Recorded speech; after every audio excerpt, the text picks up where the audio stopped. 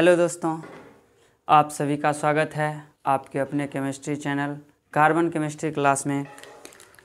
दोस्तों, हम लोगों ने प्रीवियस क्लास में हम लोगों ने कवर किया था कि फिज़िकल केमिस्ट्री का एक मोस्ट और इम्पॉर्टेंट टॉपिक हम लोग पढ़ रहे थे, केमिकल काइनेटिक्स। हम लोगों ने देखा कि केमिकल काइनेटिक्स में हम लोगों ने 3 लेक्चर को पढ़ लिया, जिसमें से 3 लेक्चर में हमने देखा कि रेट ऑफ रिएक्शन क्या होता है, रेट ऑफ अपीयरेंस क्या होता है, रेट ऑफ डिसअपीयरेंस क्या होता है। आज हम लोग उससे आगे की पार्ट को कवर करेंगे, जो हमारा लेक्चर नंबर 4 होगा।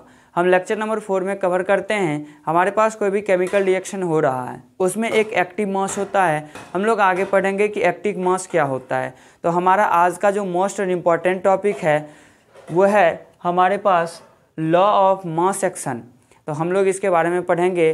और अभी तक आप लोगों ने यदि हमारे चैनल कार्बन केमिस्ट्री क्लास को सब्सक्राइब नहीं किया है तो जल्दी सब्सक्राइब करें, ताकि हम जो भी नए वीडियो को अपलोड करें उसका नोटिफिकेशन आप लोगों को मिलता रहे। तो आइए और इसी से आगे हम लोग स्टार्ट करते हैं। हमारा जो मोस्ट इम्पॉर्टेंट टॉपिक है यह है लॉ ऑफ मास एक्शन, जिसे हिंदी में कहा जाता है सक्रिय द्रव्यमान का नियम। हम कह सकते हैं कि इस लॉ में रेट ऑफ रिएक्शन प्रोडक्ट के एक्टिव मास, रिएक्टेंट के एक्टिव मास के स्टोइकियोमेट्रिक कोफिशिएंट यानी स्टोइकियोमेट्रिक गुणांक के समानुपाती होता है। अब यहाँ से देखिए 2-3 चीज़ हम लोग को क्लियर करने की बात आती है। हमने बताया कि एक्टिव मास, हमने इसको आगे कवर करेगा इसके अगले पार्ट में, लेकिन अभी यहाँ पे सिर्फ और सिर्फ हम लोग को समझना है कि लॉ ऑफ मास एक्शन जो होता है, यह कह रहा है कि इस नियम में यदि हमको रेट ऑफ रिएक्शन निकालना है तो प्रोडक्ट का जो भी एक्टिव मास होता है वह रिएक्टेंट के एक्टिव मास और उसके कोफिशिएंट के घातांक के गुणनफल के समानुपाती होता है। हमने यहाँ पे लिखा हमारे पास N1 plus N1A plus N2B plus N3C ये एक रिएक्टेंट है, और इतना रिएक्टेंट मिलके एक प्रोडक्ट का फॉर्मेशन करता है। यहाँ पे हम लिख सकते हैं कि रेट ऑफ रिएक्शन हमारे पास देखिए परिभाषा में कह रहा है कि इस नियम में रेट ऑफ रिएक्शन में प्रोडक्ट का एक्टिव मास रिएक्टेंट के एक्टिव मास के स्टोइकियोमेट्रिक गुणांक के समानुपाती होता है। यहाँ पे हम लिख सकते हैं कि rate of reaction directly proportional to A to the power N1, B to the power N2 और C to the power N3। यहाँ से हम क्या कर रहे हैं कि इस रेट ऑफ रिएक्शन को लिख सकते हैं रेट इज इक्वल टू, जैसे ही समानुपाती के चिन्ह को हटाएंगे तो हमें क्या डालना होगा, एक कांस्टेंट, और यहाँ पे हमने डाला कि rate is equal to K into A to the power N1, B to the power N2 and C to the power N3। यहाँ पे A to the power N1, यहाँ पे N1, N2 और N3 जो है यह किसी केमिकल रिएक्शन का स्टोइकियोमेट्रिक कोफिशिएंट यानी स्टोइकियोमेट्रिक गुणांक होगा। अब देखिए हम लोग फ़र्क समझते हैं। हमारे पास यदि कोई केमिकल रिएक्शन होता है तो वहाँ पे 2 चीज़ हो सकता है, एक होता है नॉर्मल गुणांक और एक होता है स्टोइकियोमेट्रिक गुणांक।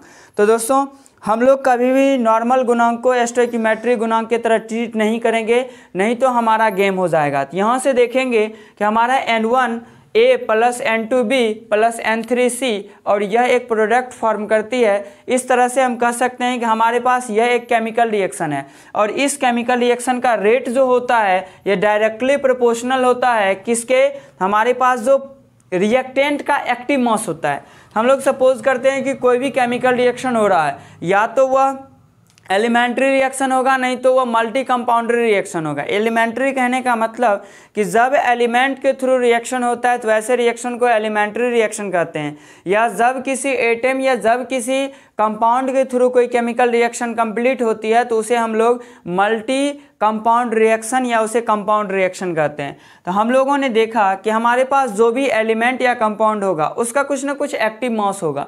कह रहा है कि हमारे पास एक्टिव मास जो है वह फर्स्ट रिएक्टेंट A का एक्टिव मास A है, सेकेंड का B है और थर्ड का C है। तो इस तरह से हमारे पास 3 रिएक्टेंट हैं और तीनों का स्टोइकियोमेट्रिक गुणांक दिया हुआ है। फर्स्ट का दिया हुआ है N1, सेकेंड का दिया हुआ है N2 और थर्ड का दिया हुआ है N3। यहाँ से हमने देखा कि एक्टिव मास जो होता है यह डायरेक्टली प्रोपोर्शनल होता है, और उसका जो एक्टिव मास का जो स्टोइकियोमेट्रिक कोफिशिएंट यानी स्टोइकियोमेट्रिक गुणांक होता है वह उसके घातांक के रूप में होता है।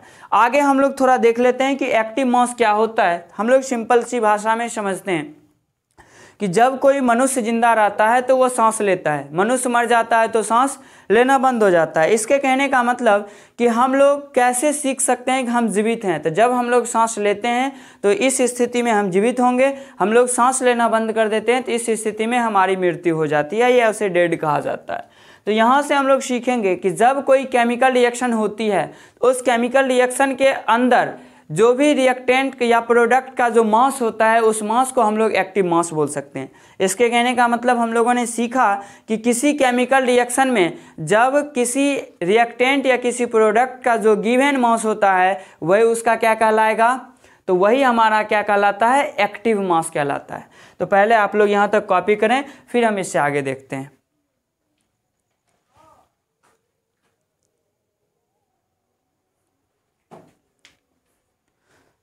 हम लोगों ने पिछले पार्ट में कवर किया था, अभी जस्ट हम लोगों ने देखा कि लॉ ऑफ एक्टिव मास क्या होता है। इसका अगला पार्ट है कि एक्टिव मास क्या होता है। जनरली ये चीज़ हम लोग केमिकल रिएक्शन में यूज करते हैं। आप लोग देखते होइएगा किसी किसी बुक में या हर एक जगह पे जब कोई केमिकल रिएक्शन होता है तो वहाँ पे क्या लिखा रहता है कि किसी एलिमेंट के साथ एक्वस या किसी कंपाउंड के साथ एक्वस और किसी कंपाउंड के साथ गैस। इसके कहने का मतलब है कि हमारे पास जब भी कोई केमिकल रिएक्शन होता है तो उसका एक्टिव मास जो होता है वो दो नेचर पे डिपेंड करता है। दो नेचर कहने का मतलब मेरा फर्स्ट नेचर जो होगा यह कह रहा है सॉल्यूशन फेज रिएक्शन। इसके कहने का मतलब इस स्थिति में रिएक्शन जो हो रहा होगा वह एक जलीय विलयन से हो रहा होगा। दूसरा कह रहा है गैसियस फेज रिएक्शन। इस स्थिति में रिएक्शन किससे हो रहा होगा, गैस के साथ हो रहा होगा। तो हम लोग देखते हैं कि सॉल्यूशन फेज रिएक्शन में एक पार्ट होता है मोलारिटी। मोलारिटी को समझने से पहले हम लोग बात कर लेते हैं कॉन्सेंट्रेशन का। तो आप लोग को शायद याद होगा जब हम लोगों ने केमिकल काइनेटिक्स को शुरू किया था तो हमने बताया कि किसी भी एलिमेंट का कॉन्सेंट्रेशन जो होता है वह हम हमेशा एक सॉल्यूशन का निकालते हैं। तो एक सॉल्यूशन का कॉन्सेंट्रेशन जो होता है वह विलय के पदार्थ की मात्रा को विलायक या विलयन के आयतन से जब भाग दिया जाता है तो उसी चीज़ को हम लोग कॉन्सेंट्रेशन बोलते हैं। तो कॉन्सेंट्रेशन का दूसरा फॉर्म हम लोग मोलारिटी भी बोल सकते हैं, क्योंकि मोलारिटी और कॉन्सेंट्रेशन में कोई ज़्यादा फर्क है नहीं। मोलारिटी का सूत्र होता है कि मोल की संख्या बटे विलायक का आयतन या मोल की संख्या बटे विलयन का आयतन। तो यहाँ से हम लोग दोनों पार्ट को कवर करेंगे। यदि किसी केमिकल रिएक्शन में हमारे पास सॉल्यूशन फेज रिएक्शन हो रहा है तो उस स्थिति में या तो हम उसका कॉन्सेंट्रेशन निकाल लें या तो मोलारिटी निकाल लें, दोनों कहने का मतलब सेम होगा। सेम उसी टाइप से आता है कि गैसियस फेज रिएक्शन। जनरली हम लोग देखते हैं, क्या देखते हैं कि हमारे पास कोई गैसियस फेज रिएक्शन होता है तो यह एक पार्शियल प्रेशर के थ्रू होता है। यहाँ पे देखिए पार्शियल प्रेशर, पार्शियल का मतलब होता है आंशिक और प्रेशर का मतलब होता है दाब। इसके कहने का मतलब कि जब कोई केमिकल रिएक्शन कंप्लीट हो रहा होगा तो उस स्थिति में प्रेशर का कुछ ना कुछ अमाउंट होता है। तो जो भी प्रेशर का कुछ अमाउंट होता है उसी अमाउंट को हम उसका पार्शियल प्रेशर बोल सकते हैं, और यह डिपेंड करता है उसके कॉन्सेंट्रेशन पे। और हमने अभी जस्ट बताया कि कॉन्सेंट्रेशन जो होता है मोलारिटी और कॉन्सेंट्रेशन दोनों के लिए सेम होता है। आइए हम लोगों ने यहाँ से देखा कि एक एक्टिव मास जो होता है वो दो नेचर का हो सकता है। पहला सॉल्यूशन फेज रिएक्शन। इसके कहने का मतलब कि जब किसी केमिकल रिएक्शन में यदि एक्यू यानी एक्वस दिखता है तब हम उसे बोल सकते हैं सॉल्यूशन फेज रिएक्शन। उसके बाद जब किसी केमिकल रिएक्शन में गैस दिखता है तो इसी को हम बोल सकते हैं गैसियस फेज रिएक्शन। तो हम लोग अभी तक इसमें देखा कि लॉ ऑफ एक्टिव मास क्या होता है और यहाँ से हमने देखा कि एक्टिव मास क्या होता है। अब यहाँ से एक बात आती है इंटरमीडिएट। इंटरमीडिएट कहने का मतलब कि जब कोई केमिकल रिएक्शन कंप्लीट होता है तो उसमें कोई रिएक्टेंट एक प्रोडक्ट में बदलता है और वह प्रोडक्ट जब हाईली अनस्टेबल होता है, हाईली मतलब बहुत अस्थायी होता है, तो उसे अस्थायी होने की ज़रूरत होती है। तो फिर से हमारे पास जो भी प्रोडक्ट बना हुआ है वह रिएक्टेंट बनेगा और किसी दूसरे एलिमेंट के साथ रिएक्ट करके वह फिर से एक प्रोडक्ट का फॉर्म करती है। और इस स्थिति में यह जो है रिएक्शन है ये दो फेज में कंप्लीट होती है। तो फर्स्ट फेज में जो भी रिएक्टेंट प्रोडक्ट में बदला और सेकेंड फेज में जो भी फर्स्ट फेज का प्रोडक्ट सेकेंड के रिएक्टेंट में बदला, तो इस चीज़ में जो भी कॉमन होता है उसे हम लोग बोलते हैं इंटरमीडिएट। तो पहले आप लोग इसे कॉपी कर लें, फिर हम लोग थोड़ा इंटरमीडिएट की चर्चा कर लेते हैं कि इंटरमीडिएट क्या होता है।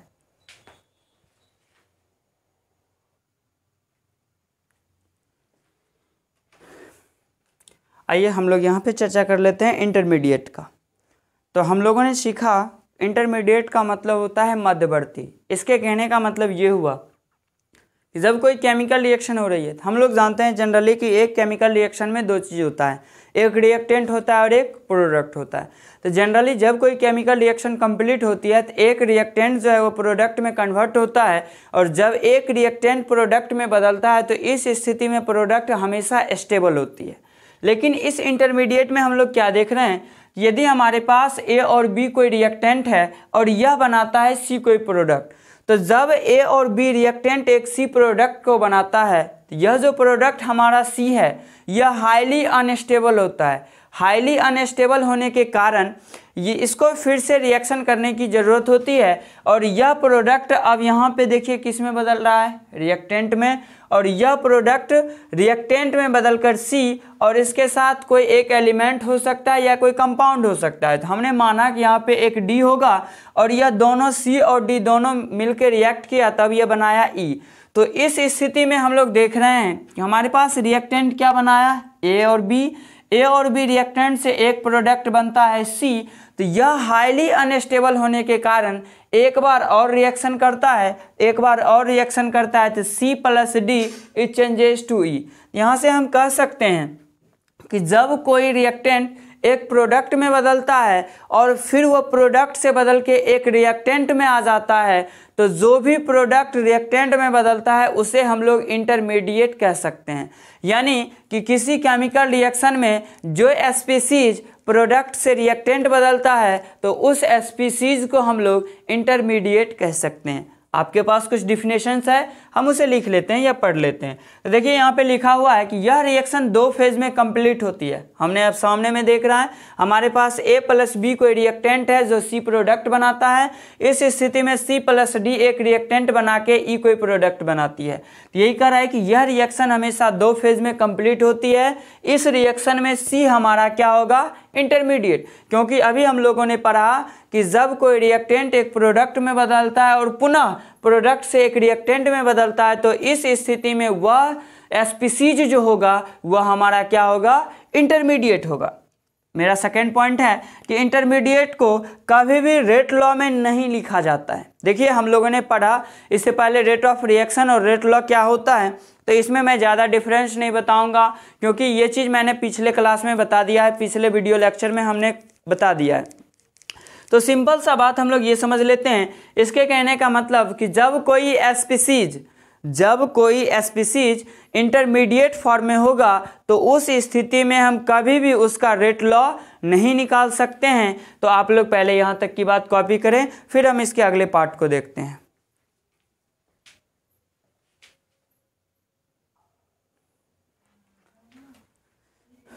देखिए अभी तक हम लोगों ने देखा इंटरमीडिएट का पार्ट्स क्या होता है। अभी हमारे पास एक मोस्ट और इम्पॉर्टेंट चीज़ है जिसका जनरली हम लोग यूज करते हैं। यूज़ कहाँ करते हैं, हम लोग गांव की भाषा में, बोलचाल की भाषा में करते हैं कि एक्सेस होगा। एक्सेस कहने का मतलब ये कह रहा है कि एक्सेस अमाउंट।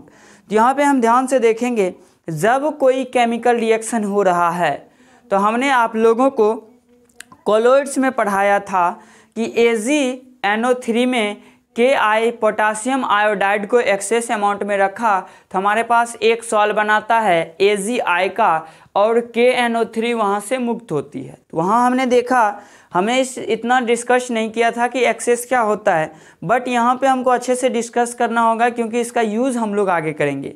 तो हमारे पास कह रहा है कि एक्सेस अमाउंट, इसके कहने का मतलब ये कह रहा है कि जब कोई स्पीसीज एक्सेस अमाउंट में उपस्थित रहता है तो उसका कंसंट्रेशन कांस्टेंट रहता है। अब सिंपल सा बात समझिए कि हम किस स्थिति में किसी एलिमेंट या किसी रिएक्टेंट को एक्सेस कह सकते हैं। किसी केमिकल रिएक्शन में एक्सेस वह अमाउंट होता है जो केमिकल रिएक्शन में जितना ज़रूरत है उससे ज़्यादा उपस्थित रहता है। सपोज कीजिए हम लोग समुद्र में देखते हैं, समुद्र को इंग्लिश में सी कहा जाता है, तो क्या हम लोग सी में से 1 गिलास 2 गिलास पानी निकाल लेंगे, सी को कोई फर्क पड़ेगा? कोई फर्क नहीं पड़ेगा। हम 1-2 ट्रक पानी निकाल लेंगे फिर भी उसमें कोई फर्क नहीं पड़ेगा। 1-2 गैलन पानी निकालेंगे फिर भी उसमें कोई फर्क नहीं पड़ेगा, क्योंकि वहाँ पे वाटर का मॉलिक्यूल्स जो है वह एक्सेस अमाउंट में है। हमें क्या चाहिए, या तो हमें 1-2 ट्रक पानी चाहिए, नहीं तो 1-2 गैलन पानी चाहिए, लेकिन उस सी में जो वाटर का मॉलिक्यूल्स है वह एक्सेस अमाउंट में है। यहाँ से हम लोग सीख सकते हैं कि सही उदाहरण है कि सी से जब हम पानी को निकालते हैं तो उसमें वाटर के मॉलिक्यूल्स में कोई फर्क नहीं पड़ता है। तो यहाँ से हम लोग केमिकल रिएक्शन में क्या रिलेट करेंगे, ध्यान से सीखिए आप लोग, और हम चिंता करने की कोई बात नहीं है, हम लोग एक एक चीज़ को यहीं से सीख लेंगे। कह रहा है कि जब कोई स्पीसीज एक्सेस अमाउंट में उपस्थित रहता है तो उसका कंसंट्रेशन क्या रहता है, कांस्टेंट। हम लोगों ने अभी सीखा कि सी में से यदि हम लोग 1-2 ट्रक पानी निकाल लें, 1-2 गैलन पानी निकाल लें, फिर भी सी में कोई फर्क नहीं पड़ता है। इसके कहने का मतलब कि सी में जो भी वाटर का अमाउंट होता है वो हमेशा कांस्टेंट होता है। कह रहा है जिसके कारण हम उसे रेट लॉ में नहीं लिख सकते हैं। आपके पास देखिए एक केमिकल रिएक्शन है, एक एस्टर होता है और एस्टर को हम H2O से क्या करवाते हैं, रिएक्ट। इस स्थिति में H2O क्या है, एक्सेस अमाउंट में। तो ध्यान से देखिए हम लोगों ने क्या सीखा अभी, एक्सेस कहने का मतलब कि एस्टर को जितना वाटर मॉलिक्यूल्स चाहिए, वाटर उससे ज़्यादा इस स्थिति में प्रेजेंट होगा, इसको जितना चाहिए उतना दे देगा, फिर भी वाटर का मॉलिक्यूल कांस्टेंट रहेगा। तो यहाँ पे कह रहा है कि जब एक एस्टर को H2O के एक्सेस अमाउंट से रिएक्ट करवाया जाता है तो हमारा फर्स्ट एलिमेंट जो बनता है वो बनेगा एसिड, और सेकेंड जो एलिमेंट बनेगा वह बनेगा अल्कोहल। तो ध्यान से देखिए, यदि हमको यहाँ से कहेगा, आपके डिफिनेशन में दिया हुआ है कि हम कभी भी इसे रेट लॉ में नहीं लिख सकते, तो हमको कहेगा यदि इसका रेट निकालना है तो हम लोग जानते हैं क्या, हमारे पास प्रोडक्ट जो आया वह आया एसिड और अल्कोहल। तो एसिड और अल्कोहल का जो एक्टिव मास होगा वह रिएक्टेंट के एक्टिव मास के स्टोइकियोमेट्रिक कोएफिशिएंट के घातांक के बराबर होता है। तो हम लोग लिखेंगे rate is equal to directly proportional to किसके हो जाएगा, एस्टर के। तो एस्टर का इसलिए हो जाएगा क्योंकि वाटर क्या है, एक्सेस अमाउंट में। और हम लोगों ने देखा कि जब किसी केमिकल रिएक्शन में कोई भी स्पीसीज एक्सेस अमाउंट में रहता है तो हम उसके रेट लॉ को नहीं लिख सकते हैं, क्योंकि उसका कंसंट्रेशन क्या होता है, कांस्टेंट। तो अब देखिए यह हो जाएगा rate directly proportional to ester. अब हो सकता है एस्टर का यदि स्टोइकियोमेट्रिक कोएफिशिएंट N1 होगा तो हमने इसके पावर पर N1 लिख देंगे। अब यहाँ पे हम देख रहे हैं कि एस्टर का कोई भी स्टोइकियोमेट्रिक कोएफिशिएंट नहीं है, इसलिए इसका रेट जो होगा ये डायरेक्टली प्रोपोर्शनल टू एस्टर होगा। तो ध्यान से देखिए हम लोग रेट, अब डायरेक्टली प्रोपोर्शनल का सिंबल हटाएंगे तो हमें एक डालना होगा कांस्टेंट, और यह किसके हो जाएगा, तो एस्टर के अकॉर्डिंग। और हम यहाँ से लिख सकते हैं इसका रेट जो होगा यह K इंटू एस्टर होगा। इस स्थिति में K जो होगा यह हो जाएगा हमारा रेट कांस्टेंट। आई होप, मैं आशा करता हूँ यहाँ तक की बात आप लोग को समझ में आ रही होगी। तो आज के हमारे 4th लेक्चर में हम लोगों ने कवर किया कि लॉ ऑफ एक्टिव मास क्या होता है, उसके बाद हम लोगों ने पढ़ा इंटरमीडिएट फेज क्या होता है, उसके बाद हम लोगों ने सीखा एक्सेस अमाउंट क्या होता है। हम लोगों ने इस पार्ट में, इस वीडियो के लेक्चर में 3 पार्ट्स को कवर किया। मैं आशा करता हूं आप लोगों को ये बात अच्छे से समझ में आ रही होगी। यदि इस सारे चीज़ों में आप लोग को कोई डाउट है तो हमारे डिस्क्रिप्शन बॉक्स में आप लोग इस क्वेश्चन को अराइज कर सकते हैं। विदिन 24 आवर के अंदर मैं आपको इसका रिप्लाई देता हूँ। Thank you, wish you all the best.